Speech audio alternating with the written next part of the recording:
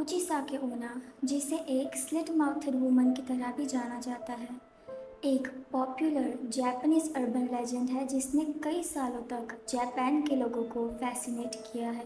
इस लेजेंड की शुरुआत कब हुई ये तो बताना थोड़ा मुश्किल है, लेकिन लोगों का ये कहना है कि इस लेजेंड की शुरुआत लेट 1970s या फिर अर्ली 1980s में हुई थी। लेकिन आखिर इस कुचिसाके ओना की कहानी शुरू कैसे हुई?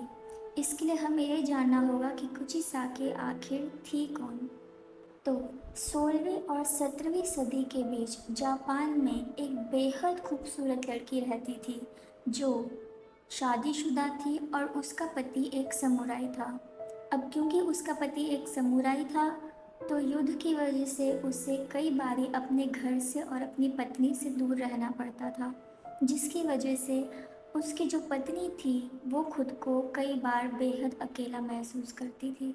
और एक दिन उस औरत की मुलाकात एक जवान और बेहद खूबसूरत लड़के से होती है, जिसके बाद उन दोनों का एक्स्ट्रा मैरिटल अफेयर स्टार्ट हो जाता है। एक दिन जब वो समुराई युद्ध से घर वापस लौटता है तो वो अपनी पत्नी को और उस आदमी को एक ऐसी सिचुएशन में देख लेता है जो ऑब्वियसली उसे नहीं देखना चाहिए था। अपनी पत्नी और उस आदमी को साथ देखते ही समुराई को बेहद गुस्सा आ जाता है।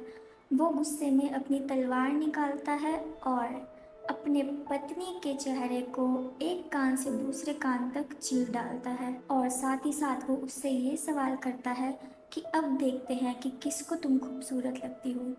ऐसा कहा जाता है कि या तो उस औरत की उस इंजरी की वजह से मौत हो जाती है क्योंकि उसका बहुत ही ज़्यादा खून बह चुका था, या फिर इस इंसिडेंट के बाद वो इतनी ज़्यादा एम्बैरेस्ड हो जाती है कि वो खुद ही सुसाइड कर लेती है और बन जाती है बदला लेने वाली कुचिसाके ओना नाम की एक वेंचफुल स्पिरिट, जो इस लेजेंड के हिसाब से जापान की सड़कों में अभी भी भटक रही है। ये एक ऐसी वेंचफुल स्पिरिट है जो सर्जिकल मास्क से अपना कटा हुआ चेहरा छुपा के रखती है, अंधेरी झाड़ियों के पीछे छिपकर रहती है जहाँ वो स्कूल से आने जाने वाले बच्चों को स्टॉक करती है, और साथ ही अपने साथ हमेशा कैंची या चाकू जैसी कोई ना कोई नुकीली चीज़ हमेशा रखती है। ये उन बच्चों को स्टॉक करती है, उनका पीछा करती है और उनसे पूछती है कि क्या मैं खूबसूरत हूँ। तो अगर उनमें से कोई भी जवाब में कहता है नहीं तुम खूबसूरत नहीं हो, तो ये अपनी कैंची या अपने साथ पड़े हुए चाकू को निकालती है और उसी कैंची या चाकू से उस इंसान को मार देती है। लेकिन अगर सामने से जवाब आता है कि हाँ तुम खूबसूरत हो, तो ये अपना सर्जिकल मास्क उतारती है, जिसके बाद हमें इसका कटा हुआ डरावना चेहरा दिखता है। सामने वाला भी इसके चेहरे को देखकर पूरी तरह से डर जाता है और ये दोबारा से वही सवाल पूछती है, क्या अब भी मैं खूबसूरत हूँ? अगर सामने से जवाब आता है कि नहीं तुम खूबसूरत नहीं हो, तो ये फिर उसी कैंची से उस इंसान को मार डालती है। लेकिन अगर इसका डरावना चेहरा देखने के बाद भी कोई इंसान कहता है कि हाँ तुम खूबसूरत हो, तो ये उस कैंची का इस्तेमाल करके उस इंसान पर भी अपने जैसे ही एक कान से दूसरे कान तक चीरा लगा देती है। कई सालों में कुचिसाके की कहानी बहुत ज़्यादा इवॉल्व होती गई और इसके कई सारे वर्जन्स हमें सुनने को मिले। किसी किसी का ये मानना था कि कुचिसाके ओना एक वेंचफुल स्पिरिट है जो जापान में रात में सड़कों पर अपने शिकार को ढूंढने के लिए भटकती है। वहीं किसी किसी का ये मानना था कि कुचिसाके ओना एक मॉडर्न डे सीरियल किलर है जो सर्जिकल मास्क पहनती है अपना कटा हुआ चेहरा छिपाने के लिए। जापान में कुचिसाके ओना का इम्पैक्ट इतना ज़्यादा है कि वहाँ पर लोग अंधेरी रात को अकेले निकलने से भी डरते हैं। वहीं कुचिसाके ओना की कहानी ने कई सारे बुक ऑथर्स और फिल्म मेकर्स को भी इन्फ्लुएंस किया और इसी वजह से हमें कई तरह की बुक्स में, मूवीज़ में, गेम्स में और यहाँ तक कि मांगा में भी कुचिसाके ओना जैसे ही करैक्टर देखने को मिले। अब कुचिसाके ओना का कहर जापानीज स्कूल स्टूडेंट्स में इस हद तक बढ़ गया था कि वो स्टूडेंट्स अपने साथ स्कूल में कैंचियाँ लेकर जाते थे, ये सोचकर कि अगर कभी ना कभी उनका सामना कुचिसाके ओना से हो जाता है तो वो उस कैंची से अपने आप को कुचिसाके ओना से प्रोटेक्ट कर सकें। साथ ही साथ कुछ पेरेंट्स को भी अपने बच्चों को घर से स्कूल ले जाते हुए और स्कूल से वापस घर लाते हुए भी रिपोर्ट किया गया। अब बेशक ये लेजेंड सिर्फ एक डरावनी कहानी ही क्यों ना हो, पर इसका लोगों की असल ज़िंदगी पर भी बुरा इम्पैक्ट पड़ा है। जब कुछ लोगों ने कुचिसाके ऊना के बारे में जाना और पढ़ा, तब उन लोगों को कई बार डरावने सपने आने लगे, उनकी दिमागी हालत ख़राब होने लगी, जिसके बाद कई सारे मर्डर्स और सुसाइड्स की रिपोर्ट्स भी कवर की गई। कुचिसाके ओना की अर्बन लेजेंड से इंस्पायर्ड कई तरह की मूवीज़ बनी, जिनमें से एक मूवी है 2007 में आई carved the slit mouthed woman. तो इस मूवी में हम एक औरत को देखते हैं जो कि 3 बच्चों की माँ है और उस औरत की तबीयत काफ़ी ज़्यादा ख़राब है, जिसकी वजह से वो हमेशा एक सर्जिकल मास्क पहनकर रहती है। लेकिन कुछ टाइम बाद इस औरत की तबीयत ज़्यादा ख़राब होने की वजह से ये कई तरह के ड्रग्स और मेडिसिन ले रही थी और इसी वजह से उसका मेंटल स्टेट भी ख़राब हो गया था। अब इन सब चीज़ों का स्ट्रेस वो अपने बच्चों को मारकर और टॉर्चर करके निकालती थी और इसी मार की वजह से उसके 3 में से 2 बच्चों को वहीं अपनी जान से हाथ धो देना पड़ता है। अब इसका तीसरा बच्चा, जिस पर भी बहुत ज़्यादा टॉर्चर ऑलरेडी ये कर चुकी थी, ये उस पर तरस खाकर उसके हाथ में चाकू थमाती है और उसे कहती है कि तुम इस चाकू से मेरे गले पर स्टैब करो, नहीं तो तुम्हारा हाल भी मैं वैसा ही करूँगी जैसे कि मैंने तुम्हारे दोनों भाई बहनों का किया है। लेकिन वो तीसरा बच्चा अपनी माँ को स्टैब करने से बिल्कुल मना कर देता है, जिसके बाद इसकी माँ को गुस्सा आ जाता है और वो पास में ही पड़ी कैंची को उठाती है और सीधा अपने बच्चे को मारने के लिए जाती है। अब सामने खड़ा वो बच्चा जिसके हाथ में चाकू था, वो इस हमले से खुद को बचाने के लिए अपनी माँ के चेहरे को एक कान से लेके दूसरे कान तक चीर डालता है। अब बहुत ज़्यादा खून बहने के बाद उसकी माँ की मौत वहीं पर हो जाती है और वो अपनी माँ की डेड बॉडी को उसी घर में एक क्लोजेट के अंदर बंद कर देता है, जिसके बाद उसकी माँ की स्पिरिट बन जाती है एक वेंजफुल स्पिरिट। अब ये वेंजफुल स्पिरिट जो थी ये बच्चों को किडनैप करती थी और किडनैप करने के बाद बेसमेंट में ले जाकर बांध देती थी और वहाँ उन बच्चों को मारती थी। इसी तरह से कई बच्चे गायब भी होने लग गए और एंड में जाकर लोगों को उनकी डेड बॉडी मिलती थी और इसी डर की वजह से पेरेंट्स भी अपने बच्चों को स्कूल भेजने से डर रहे थे। अब कई साल बीत जाते हैं लेकिन इस वेंजफुल स्पिरिट का कहर तो जापान की सड़कों पे मंडरा ही रहा था, जिसके बाद स्कूल एडमिनिस्ट्रेशन ये डिसाइड करता है कि स्कूल ख़त्म होने के बाद स्कूल के ही टीचर्स बच्चों को एक एक करके उनके घर छोड़कर आएंगे और इन्हीं बच्चों में से एक लड़की थी मीका। तो जैसे ही स्कूल की छुट्टी होती है, स्कूल के टीचर्स नोबुरू और क्योको इन बच्चों को लेकर उनके घर तक जाते हैं, जहाँ पर मीका को हम एक औरत से बात करते हुए देखते हैं, जिसके बाद मीका वहाँ से गायब हो जाती है। हमें बाद में ये पता चलता है कि वो औरत कोई इंसान थी जिसे उस वेंजफुल स्पिरिट ने अपने कब्ज़े में किया हुआ था, यानी कि उसे पोजेस किया हुआ था और उसी ने ही मीका को किडनैप किया था। अब वो वेंजफुल स्पिरिट उस औरत से निकल के एक दूसरी औरत के अंदर घुस जाती है, जिसकी एक छोटी बच्ची भी है।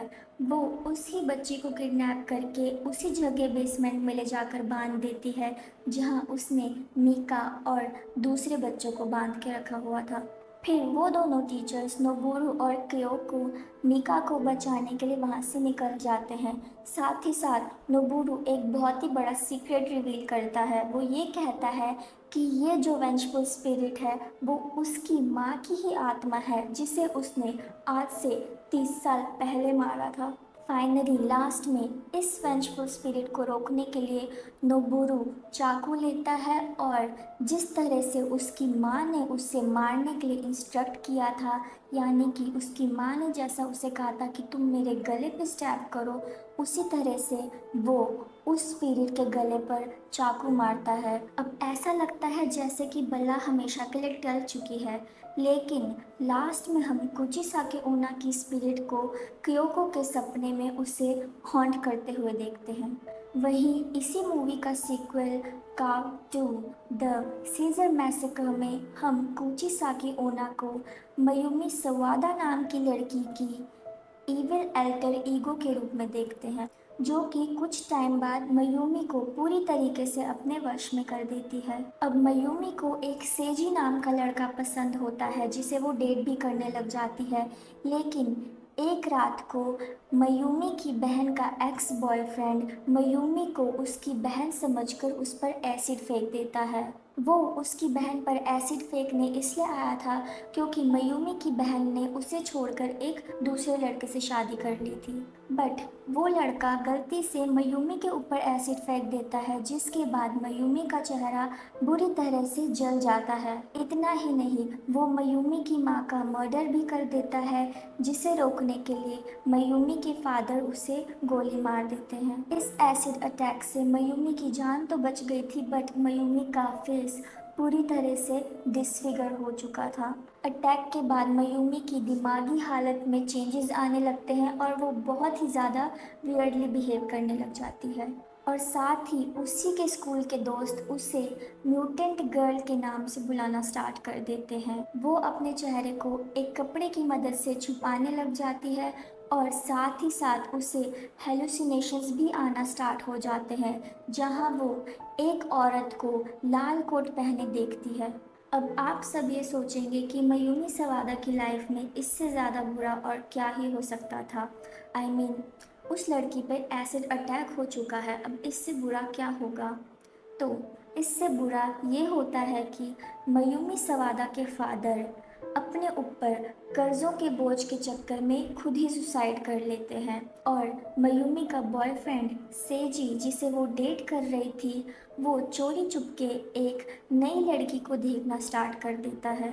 वहीं हम देखते हैं कि मयूमी के दोस्तों को वही रेड कोट वाली औरत मार देती है और सेजी मयूमी के पास एक लास्ट बार आता है उससे अपने रिलेशनशिप का सच बताने के लिए। वो उसे बताता है कि वो कई टाइम से एक नई लड़की को देख रहा है और अब उसके और मयूमी के बीच का रिलेशन ख़त्म होता है, जिसके बाद वही सेम रेड कोट वाली औरत सेजी को भी मार देती है। अब हम मयूमी को देखते हैं अपने कपड़ों में से खून को साफ करते हुए, जहां रिवील होता है कि वो रेड कोट वाली औरत जो उन सब लोगों को मार रही थी, वो और कोई नहीं बल्कि मयूमी सवादा के अंदर ही बसी हुई कुचिसाके ओना की इविल अल्टर ईगो थी। बाद में मयूमी की बहन और उसकी बहन के बॉयफ्रेंड को ये पता चलता है कि ये जितने भी मर्डर्स हैं ये मयूमी ने ही किए हैं, तो वो उसे रोकने के लिए और ये सारे मर्डर्स रोकने के लिए डिसाइड करते हैं कि उन्हें मयूमी को मारना पड़ेगा। इसके लिए वो एक प्लान बनाते हैं। वो मयूमी की ड्रिंक में एक पॉइज़न मिलाकर उसे पिला देते हैं, जिसके बाद मयूमी की मौत हो जाती है और वो उसकी डेड बॉडी को दफना देते हैं। लेकिन मयूमी फिर से ज़िंदा हो जाती है और वो सीधा अपनी दो बहनों को मारने के लिए वहाँ से निकल जाती है। अपनी दोनों बहनों को मारने से पहले वो उनसे पूछती है, क्या मैं खूबसूरत हूँ? और इसके बाद वो अपनी दोनों बहनों को ख़त्म कर देती है। इस मूवी के एंड में हम एक लड़के को मयूमी की तरफ देखते हुए देखते हैं और वो डर के मारे वहाँ से भाग निकलता है, लेकिन मयूमी की स्पिरिट उस लड़के के पीछे पड़ जाती है। अब ये तो थी कुचिसाके ओना की कहानी से इंस्पायर्ड कुछ मूवीज़, लेकिन मूवीज़ के साथ साथ कुचिसाके की कहानी कई तरह के टीवी शोज़ और मांगा तक भी पहुंच चुकी है। एक बहुत ही ज़्यादा पॉपुलर मांगा जो कुचिसाके ओना की कहानी से इंस्पायर्ड है, जिसका नाम है कुचिसाके ओना डेनेत्सु। ये मांगा हमें एक स्कूल स्टूडेंट की लाइफ के बारे में बताता है जो कूची साके ओना की स्पिरिट को देख लेता है, जिसके बाद कूची साके ओना का कहर पूरे शहर में फैल जाता है। अब इतना तो हम समझ चुके हैं कि कूची साके ओना की स्पिरिट को मारना बिल्कुल ही इम्पॉसिबल है, लेकिन कई लोगों का मानना है कि हम कूची साके स्पिरिट को ट्रिक कर सकते हैं। जैसे कि जब कूची साके ओना की स्पिरिट लोगों से पूछती है कि क्या मैं खूबसूरत हूँ, तो उसे ना तो हाँ में जवाब दीजिए, ना ही ना में जवाब दीजिए।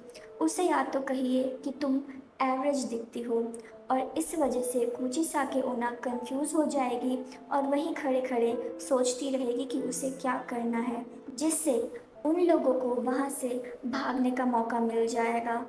लेकिन मेरे हिसाब से ये तरीका भी काम नहीं आएगा, क्योंकि जब मैंने इस लेजेंड पर थोड़ा डीप जाकर रिसर्च करी तो मुझे ये भी पता चला कि कूची साके ओना की एक बहुत ही ज़्यादा खास एबिलिटी है, और वो है टेलीपोर्टेशन की। वो बहुत ही ज़्यादा फास्ट भाग सकती है, इसलिए अगर आप ये सोचेंगे कि हम उसे ट्रिक कर कर वहाँ से भाग जाएंगे तो ऐसा इम्पॉसिबल होगा, क्योंकि विद इन द सेकेंड्स कुचिसाके ओना टेलीपोर्ट करके फिर से आपके सामने आ जाएगी। तो ये थी कुचिसाके ओना अर्बन लेजेंड की कहानी, जिसका ओरिजिन जापान में हुआ है। आई होप ये वीडियो आप लोगों को बहुत ही ज़्यादा पसंद आएगी, और अगर पसंद आए तो आप इस वीडियो को एक लाइक कर सकते हैं और कमेंट सेक्शन में अपने व्यूज़ मेरे साथ शेयर कर सकते हैं। इसी तरह की कई सारी टेरिफाइंग वीडियोस मैं आपके लिए फ्यूचर में लाती रहूँगी। उसके लिए आप मेरे चैनल को सब्सक्राइब कर सकते हैं, ताकि आप मेरी वीडियोस को मिस आउट बिल्कुल भी ना करें। Thank you so much for watching this video. I'll see you all in my next video. Until then, stay curious and stay safe. Bye bye.